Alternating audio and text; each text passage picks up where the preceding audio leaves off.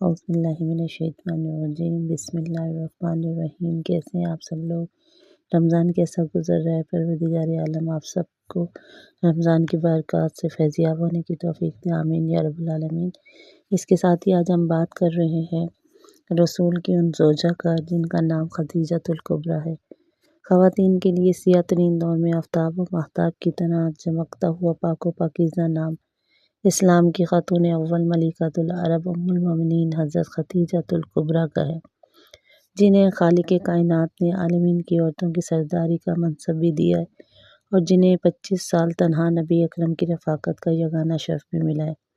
خواتین کی ذلت و پستی کے بدترین دور میں بھی، جس میں نومولود بیٹیوں کو زندہ درگور کیا جاتا تھا اور عورتوں کو باعث ننگوار سمجھا جاتا تھا، پورا عرب معاشرہ ایک خاتون پر رشک کرتا تھا۔ کتنی پاکیزہ خاتون تھیں جن کی عظمت کے سامنے مردوں کی برتری کے قائل قوم کا سر عقیدت سے جھک جاتا تھا، سبحان اللہ۔ اور عورت کو حقیر اور کم تک جاننے والا جاہلیت کا عہد اس بی بی کو طاہرہ ماننے پر مجبور نظر آتا ہے۔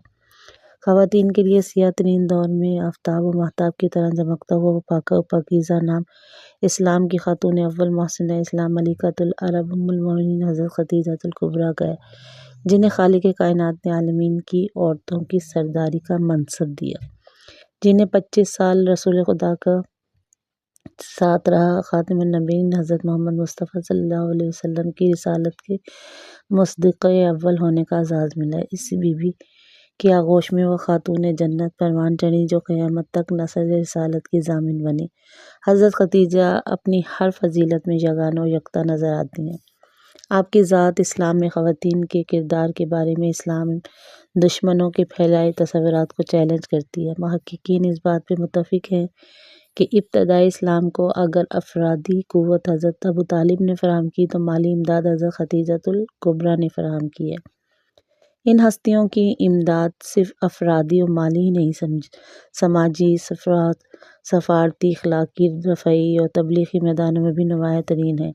اسی لیے جب اعلان نبوت کے 10ویں سال اسلام کی خاطر شعیب ابی طالب کی مشکل ترین آزمائش جھیلنے کے بعد دونوں ہستیاں دنیا سے رخصت ہوئی تھیں تو ہادی برحق حضرت محمد مصطفیٰ صلی اللہ علیہ وسلم نے اس پورے سال کو عام الحزن قرار دیا۔ حضرت خدیجۃ الکبریٰ سے جدائی پر رسول اکرم کا یہ حزن و ملال آپ کی تمام حیات میں محیط ہے۔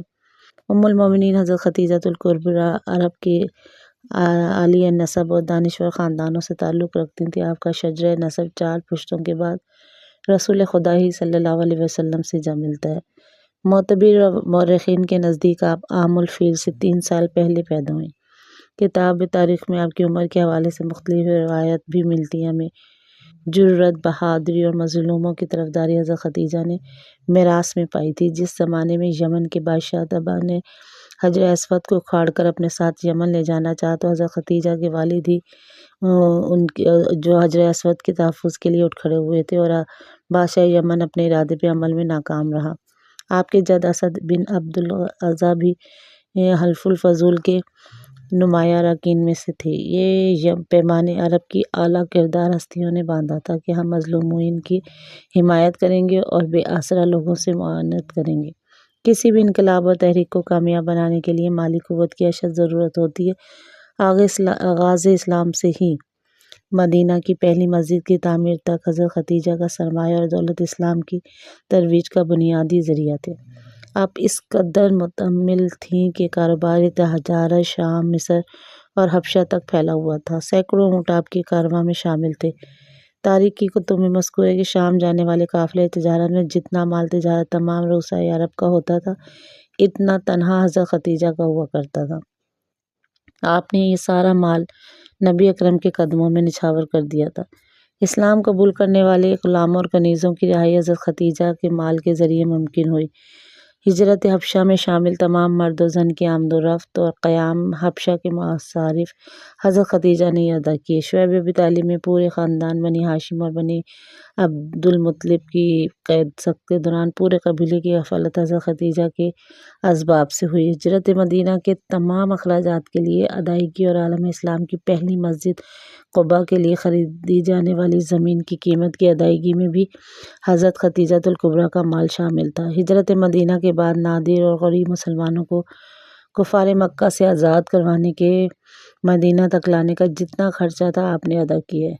مختصر یہ کہ اسلام اور انسانیت پہ حضرت خدیجہ کے احسانات کا احاطہ کسی انسان، کسی تحریر یا کتاب میں کرنا ناممکنات میں سے ہے۔ اسلام کی عمارت حضرت خدیجہ کی قربانی سے تعمیر ہوئی۔ اسی عمارت کی بنیاد کو استقامت آپ کے مال و اسباب اور سرمایہ سے ملا۔ آپ نے صرف پیغام اسلام کی ابیاری نہیں کی بلکہ اس کی حفاظت کے لیے ایسی اولاد کی تربیت کی جو اسلام کی پاسبان بن گئی۔ آپ کو اللہ تعالیٰ نے پاکیزہ فطرت عطا فرمائی تھی کہ آپ کو زمانۂ جاہلیت میں بھی طاہرہ اور پاکیزہ کے لقب سے پکارا جاتا تھا۔ اللہ تعالیٰ نے آپ کی درجات و فضائل بیان فرمائے ہیں۔ حضرت خدیجہ اثار و فخر منارہ نور ہیں۔ آپ طبقہ نسواں کا افتخار ہیں۔ آپ محسنہ اسلام ہیں، ناصرہ شریعت ہیں، محسنہ انسانیت ہیں۔ آپ کے کردار و عمل کی اجاگر کرنا ہر مسلم فرد، ہر مسلم ریاست اور ہر باز ضمیر انسان کی ذمہ داری ہے، کیونکہ حضرت خدیجہ کی سیرت و کردار اسلام کا عکاس ہے۔ آپ کی سیرت اسلام کی صداقت کے مظہر ہے۔ آپ کا کردار نبی اکرم سے محبت کا آئینہ دار ہے۔ آپ کی سیرت اسلام کی عظمت کی درخشاں داستان ہے۔ حضرت خدیجہ کی عظمت، کردار اور ایثار و وفا پر صرف خواتین ہی نہیں